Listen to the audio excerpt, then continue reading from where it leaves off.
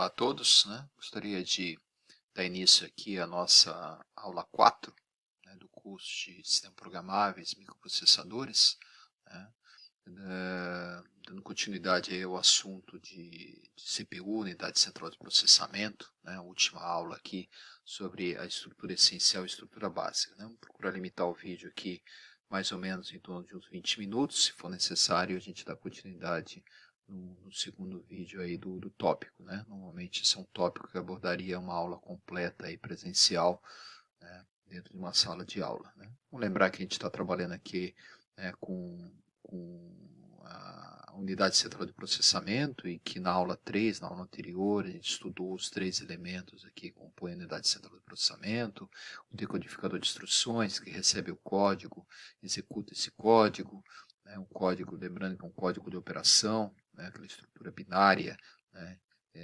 que forma um conjunto de instruções, a unidade de lógica aritmética, que é a parte essencial do sistema que toma decisão a partir de operações de lógica aritméticas, e registradores, né, acumulador, flag, PC, SP, que foram bem estudados aí na aula 3, na aula anterior, né, que vocês podem encontrar em vídeos aí postados, né, ou na aula presencial que foi dada. Né.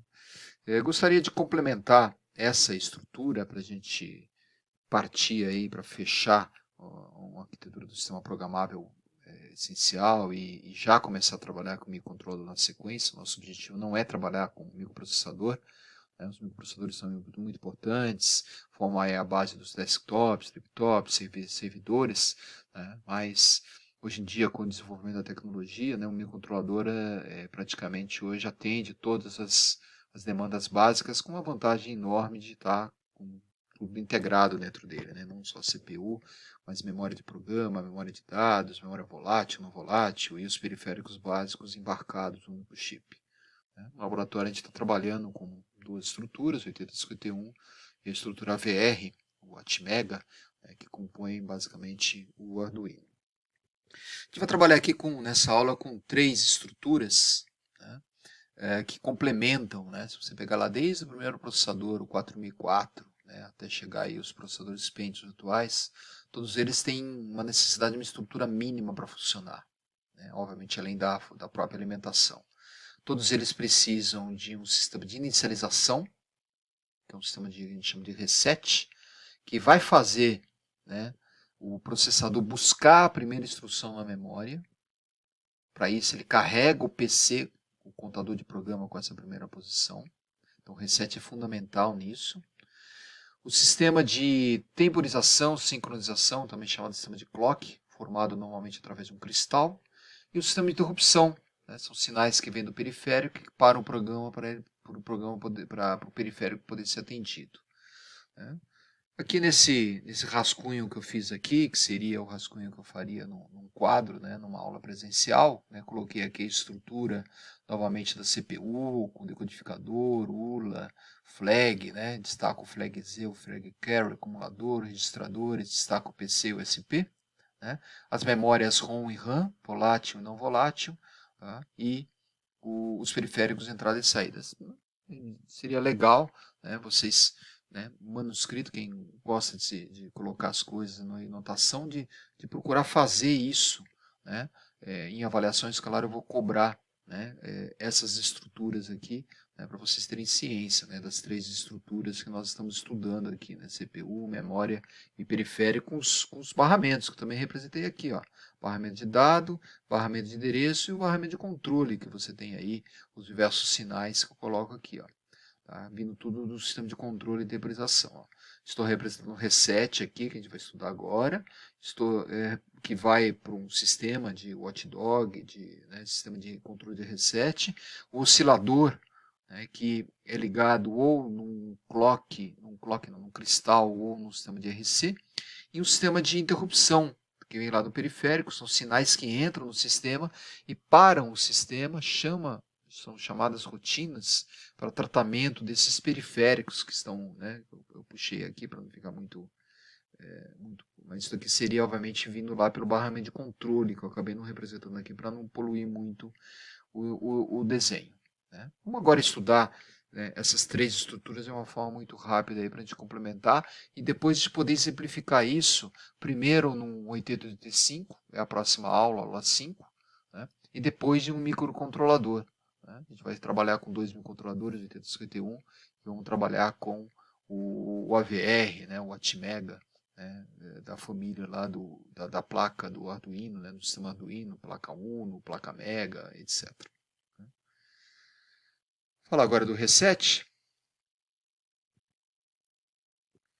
Aqui a gente tem o sistema de inicialização, então o primeiro daqueles sistemas. Né? Se vocês pegarem aqui, né, na tela anterior, só um segundinho, pegarem a tela anterior aqui, ó, né, a gente vai falar desse sistema de reset aqui agora. Ó.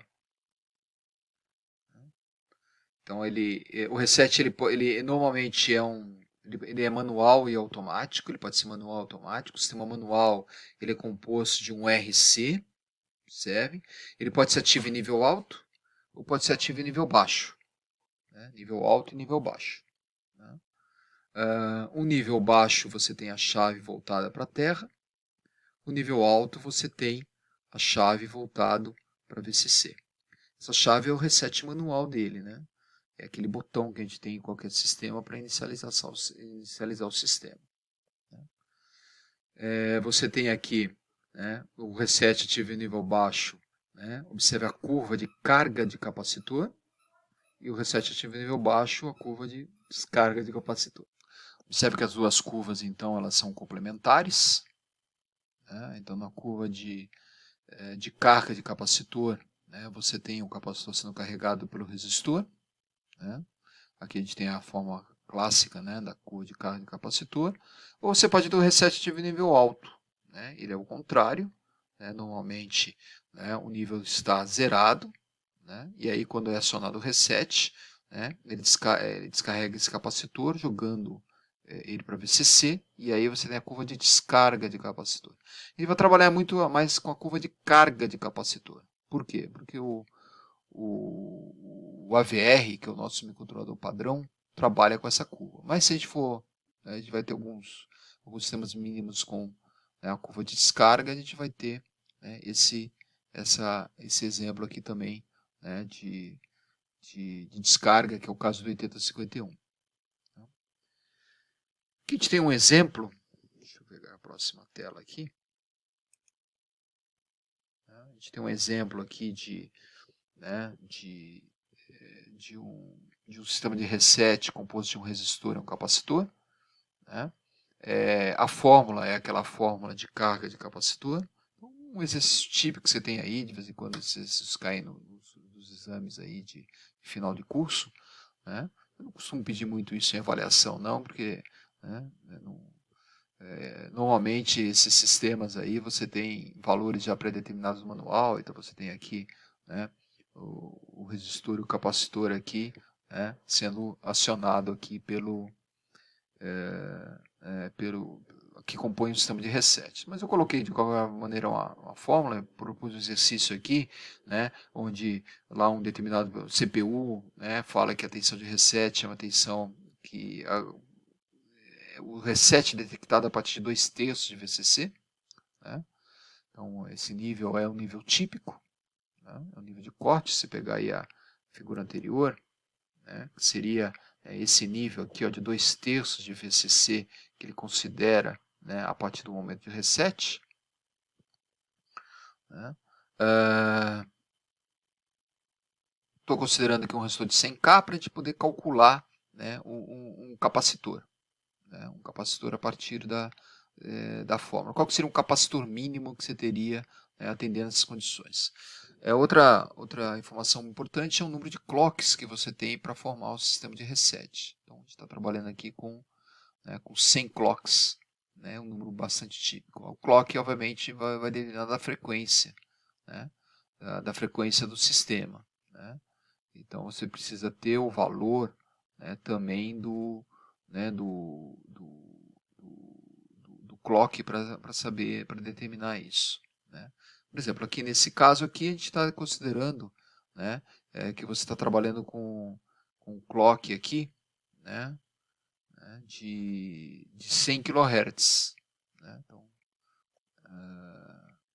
desculpa, de 1 MHz, então 10 a menos 6 aqui. Ó. Então, se você tiver o período de cada clock, se você estiver trabalhando com 100 MHz, é 1 sobre 100 MHz.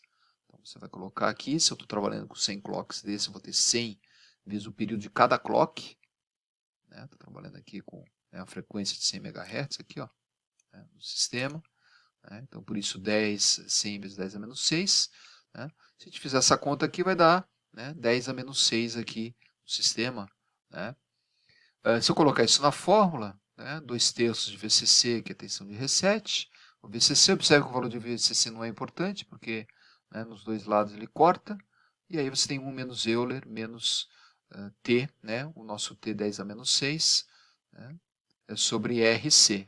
O nosso resistor é de 100K, por isso 10 a menos 5, e aí tem o capacitor. Então aqui, desenvolvendo a fórmula, você jogou esse 1 para cá, vai ser ter menos 1/3. Aplicando o logaritmo dos dois, o logaritmo de menos 1/3 aqui, de menos logaritmo você tem aqui, jogando 10 a quinta aqui para cima, tem 10 a menos 8. Aí você tem um capacitor, aplicando o logaritmo neperiano, você vai ter, corta aqui os dois sinais negativos, você vai ter logaritmo neperiano de 1/3, vai ter 1,1. O logaritmo neperiano, você joga o expoente aqui para cá, de acordo com a propriedade do logaritmo que vocês conhecem, e aí a gente chega ao valor de 9,1 nanofarads como menor valor de capacitor. Não significa que você tem que usar um valor exatamente desse valor, muito pelo contrário, tem que usar um maior para você garantir. Então, um valor de 100 NF, ou até um valor mais alto. O ideal é você olhar lá no manual do sistema para não precisar ficar fazendo cálculo.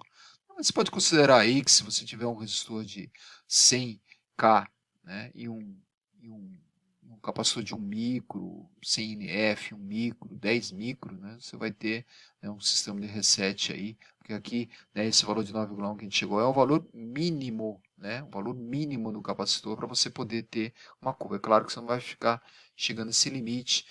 Se você colocar um valor maior, como a gente está no exemplo aqui, um valor bem maior, o que vai acontecer é que vai demorar um pouquinho mais para chegar, mas o que a gente está falando é de milissegundos. O usuário, obviamente, não percebe nada disso. No sistema de reset, é importante uma reflexão fundamental aqui. O reset é uma função, um botão que você deixaria para fora do equipamento? E eu até faço uma pergunta provocativa aqui. Você entraria num carro que tem um botão de reset? É claro que não. O sistema tem que ser confiável. Mas o reset é importante? Mas o reset, que é necessário quando o sistema trava, ele pode ser automático. E o sistema automático é o que a gente chama de watchdog. E não tem um botão de reset. É claro que tem muitos equipamentos que tem botão de reset, porque principalmente educação aí, a gente vai lá, coloca um código qualquer lá, o sistema trava, então você precisa trabalhar. Mas normalmente o conceito que se utiliza em sistemas, e a gente tem aí o sistema de watchdog dentro do processo, dentro dos microprocessadores, é o watchdog que proporciona o reset no sistema. O que é o watchdog? O watchdog é um timer. Ele vai demorar um certo tempo para chegar a dar o reset. Por exemplo, 1 segundo ou 2 segundos, é um tempo configurável.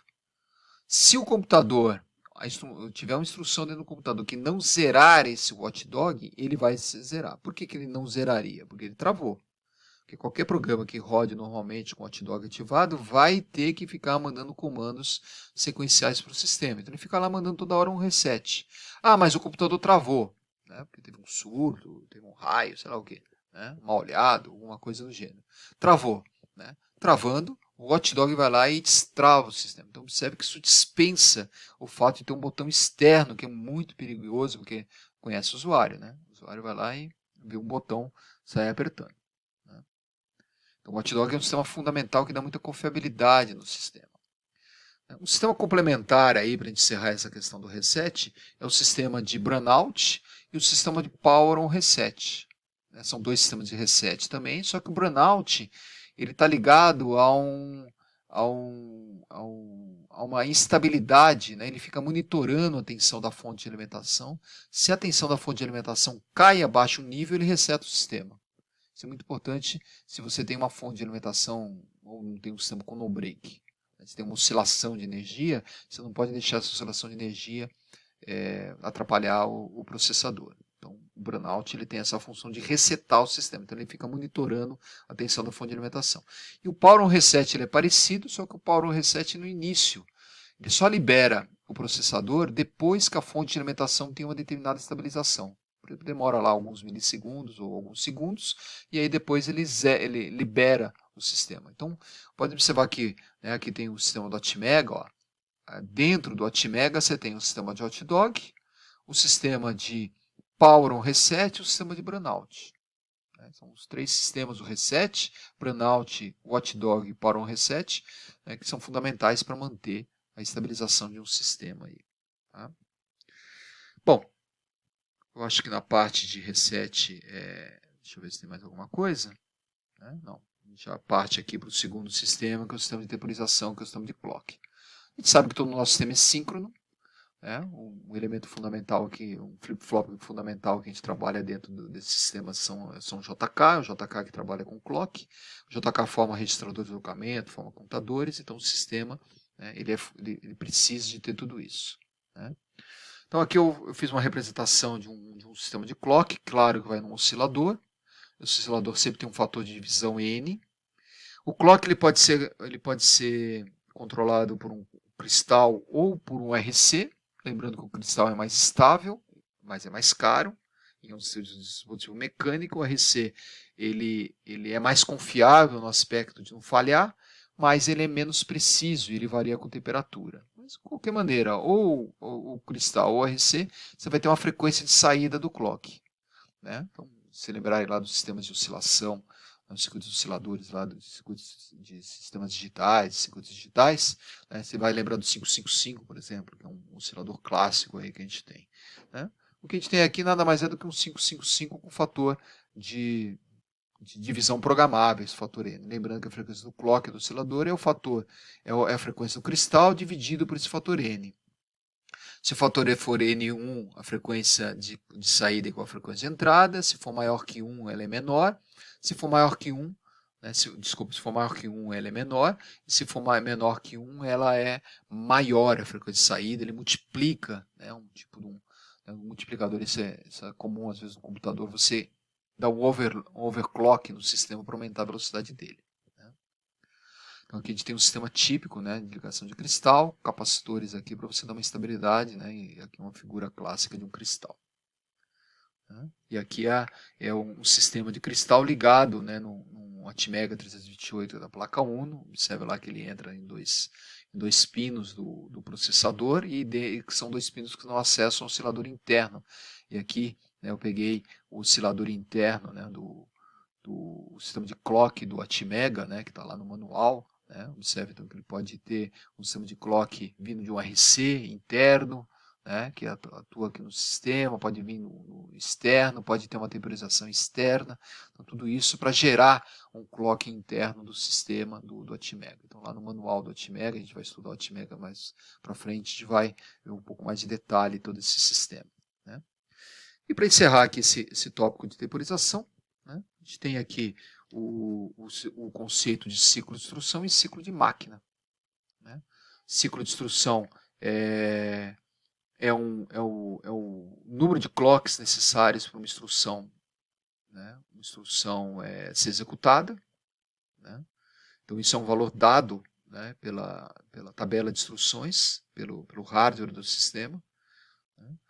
E ciclo de máquina é dividir esse ciclo de instrução em dois ciclos. O ciclo de busca e o ciclo de execução. Então, nessa representação, por exemplo, eu tenho 4 clocks para buscar uma instrução no sistema e 3 clocks para executar. Então, o que seria buscar? Eu peguei aquele exemplo lá que a gente deu na aula anterior, do código E8, que é um move, move AR0, se não me engano. E quando ele é lido no sistema, ele é lido através de 4 pulse clocks, através de um ciclo de máquina chamado M1, um ciclo de busca, um ciclo de fetch, em inglês. da instrução. E o ciclo M2 é o ciclo de execução, ou seja, é aquele período que ele fica dentro do decodificador de instruções para poder gerar os sinais de controle e temporização. É claro que o ciclo de instrução é o M1 mais o M2. E, na verdade, é esse tempo que interessa para nós. Tanto que nos nossos exemplos aqui que a gente faz, estou colocando aqui já um exemplo já resolvido, mas recomendo vocês tentarem fazer na mão, como seria numa aula presencial. Eu dou um exemplo aqui, por exemplo, um cristal de 6 MHz com fator de divisão por 3. Calcular M1 e M2, sendo que M1 4 clocks, M2 3 clocks, M1 busca, M2 execução. E o ciclo de instrução, que é a soma dos dois. A frequência de saída vai ser a frequência do cristal dividido pelo fator de divisão 3, que dá 2 MHz. Então, cada ciclo, 1 sobre 6 MHz, dá 0,5 microsegundos. Então, 4 clocks do M1 vai dar 2 microsegundos de busca da instrução na memória e 3 microsegundos de execução da instrução. Então, a soma dos dois vai dar o ciclo de instrução real. Lá na lista de exercício, vou pegar a lista aqui de novo, deixa eu ver se ela está aberta. Ela está aqui, ó. Você tem aqui, ó, as questões 5, 6 e 7. A 8 a gente já vai responder agora, a relação de potência com frequência, mas dá para vocês fazerem aqui, ó, a mesma coisa. Só observe aqui nesse exercício aqui no 7, que ele tem parece que ele tem 3 ciclos, mas na verdade é uma instrução de 2 bytes, a gente já viu isso lá no laboratório, tem instruções de 2 bytes. Então ele demora e tem um ciclo a mais de busca, são 2 ciclos de busca na instrução. Estou chamando M1 e M2 aqui, mas isso poderia ser um M1 composto de 2 ciclos. E o ciclo de execução. Então é dado aqui, ó, 4, 3, na verdade são 7 ciclos de busca, e 3, a conta é a mesma, frequência do cristal 1 MB, fator de divisão por 4, é só fazer aquela continha. Se tiver alguma dúvida aí, é só entrar em contato com a gente aí. E para a gente encerrar aqui a nossa essa aula final aqui, da estrutura básica do sistema, a gente tem aqui o sistema de temporização, falando da parte de potência, era aquela questão que estava lá na lista de exercício. Acho que é bastante compreensível, entender que quanto mais rápido o sistema, mais potência ele precisa. É só imaginar um carro, um carro que tem 100 cavalos, consome lá 12 litros por quilômetro, um carro de 500 cavalos, um carro de competição, mesmo esses carros esportivos, vão consumir não 10 litros por quilômetro, mas 3 litros por quilômetro, 1 litro por quilômetro, como é um caso de competição, por exemplo. Então, a mesma coisa no nosso caso aqui. Quanto mais velocidade no sistema, maior vai ser a potência. Tanto que eu coloco aqui uma curva do Atmega, que mostra aqui, ó, claramente que quanto vai aumentando a frequência, ó, vai aumentando o consumo de corrente. Por exemplo, se eu pegar uma frequência aqui, ó, de 10 MHz, ele vai ter um consumo de uns 7 mA. Se eu dobrar isso para 20 mA, ó, esse consumo vai para 12 mA. Sim, se eu dobrar para 20 MHz, o consumo vai para 12 milissegundos, miliamperes, desculpa, unidade de corrente. Então, é vantagem você sempre ter uma velocidade alta. Velocidade, rapidez sempre é legal, mas às vezes você precisa trabalhar no sistema de benefício. Por isso, se você reduzir muito a frequência do cristal, tem cristais, por exemplo, de kHz, você vai ter uma corrente reduzida para microamperes. Um sistema com bateria é fundamental isso. Tem sistemas lá que não tem fonte de alimentação, então trabalhar com uma frequência mais baixa é muito importante. Então essa relação é sempre fundamental. E para a gente encerrar aqui a questão do clock, lembra do sistema de pipeline. O sistema de pipeline é quando você tem um sistema que, quando ele está executando uma instrução, então o ciclo M2, ele já está lendo a próxima. Ele é um tipo de um cache que você tem no sistema. Então ele acaba reduzindo o ciclo de instrução para um ciclo único, onde você não tem M1 mais M2, mas quando você está executando uma instrução, você já está buscando a próxima. Então isso faz com que o tempo de acesso, o tempo de execução da instrução seja otimizado. Então sistemas mais rápidos, sistemas, por exemplo, de DSP, processadores digitais de sinais, que precisam de processar rotinas aritméticas, eles têm sistemas de pipeline para acelerar o ciclo de instrução. Não é típico de microcontroladores mais básicos, a gente vai estudar no curso, a gente não vai ter sistema de pipeline. Você vai encontrar sistemas de pipeline em sistemas mais evoluídos, né, microprocessadores ou mesmo microcontroladores que tenham necessidade de serem mais rápidos. E aqui eu coloco aqui o pipeline do Atmega, né, de um processador típico, né, onde ele mostra lá o ciclo de execução e busca, né, sendo feito, né, e aqui os ciclos de temporização, né, desse microprocessador aí, desse microcontrolador. Né. E finalmente aqui, para a gente encerrar, né, já ultrapassou o nosso tempo aqui de 20 minutos, né, o sistema de interrupção. Né. O sistema de interrupção nada mais é do que um sinal externo do sistema, um sistema externo da CPU, que vem do periférico. Por que o periférico precisa ser atendido? Porque ele tem, né, o usuário o acionou. Imagina lá que você está trabalhando com mouse. Tá aqui o mouse, ó, vergonha na minha tela aqui, ó. Né? O que é mais lógico? O computador fica o tempo todo lendo o mouse para ver a posição dele, ou o mouse, quando se movimenta, ó, como a setinha está aqui, ó, manda uma informação para a CPU para de fazer o que está fazendo e lê o mouse. Atualiza a posição do cursor, né? Ou apertar o botão direito, por exemplo, aqui, ó, né? Esse botão direito acionou o sistema de interrupção aqui na CPU. Né? Então a interrupção é fundamental para isso. E na interrupção você tem uma rotina ligada a esse periférico, no caso aqui do exemplo que estava dando no mouse, né, onde você vai ter, né, todo esse sistema sendo acionado. Né? Então a interrupção é um sinal que vem externo do sistema para o processamento, faz o programa saltar para um vetor, para um endereço ligado à rotina daquele periférico, e depois ele retorna, né, para o programa. Ou seja, exatamente a estrutura de uma subrotina. Salvamento, instrução de retorno, né, o SP, o stack pointer ativado, o PC ativado, etc, etc, etc. Só que uma subrotina que quem ativou a subrotina foi o periférico. Né? Você pode falar, mas eu posso ter várias interrupções acontecendo ao mesmo tempo? Pode, mas você tem o que a gente chama de prioridade. A mais prioritária vai ser atendida primeiro.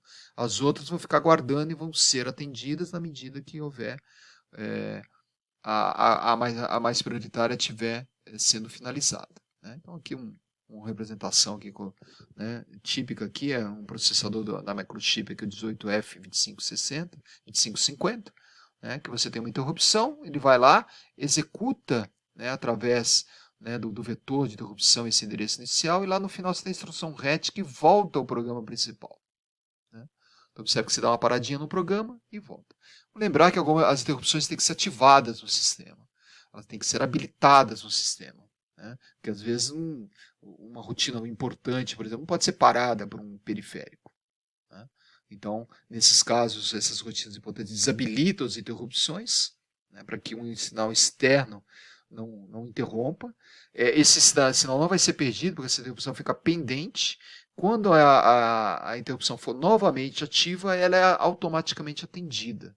Então pode observar que às vezes a gente mexe no mouse aqui, o processamento está salvando alguma coisa no disco rígido, ou sei lá, fazendo uma sincronização qualquer, então ele para de movimentar. Esse movimento aqui ele parece que está travado. E aí depois, quando ele finaliza aquele salvamento no disco rígido, por exemplo, ele vai lá e atualiza a informação. Né? O teclado acontece a mesma coisa. Às vezes você está digitando alguma coisa no teclado e ele não está respondendo. Por quê? Porque um salvamento, né, de um programa está sendo feito, né, ou uma função importante do programa está sendo feita, ele não atende o teclado naquele momento, mas depois ele vai lá e recupera tudo. Né? Então aparece tudo que você digitou. Né? Então é bem típico isso no sistema. Né? Aqui, né, dois exemplos de interrupção. Né? Um exemplo de uma interrupção do 8051, que tem 5 interrupções, né? 2 interrupções externas, né? 2 timers e uma interrupção serial. Então ele tem poucas interrupções de 8051.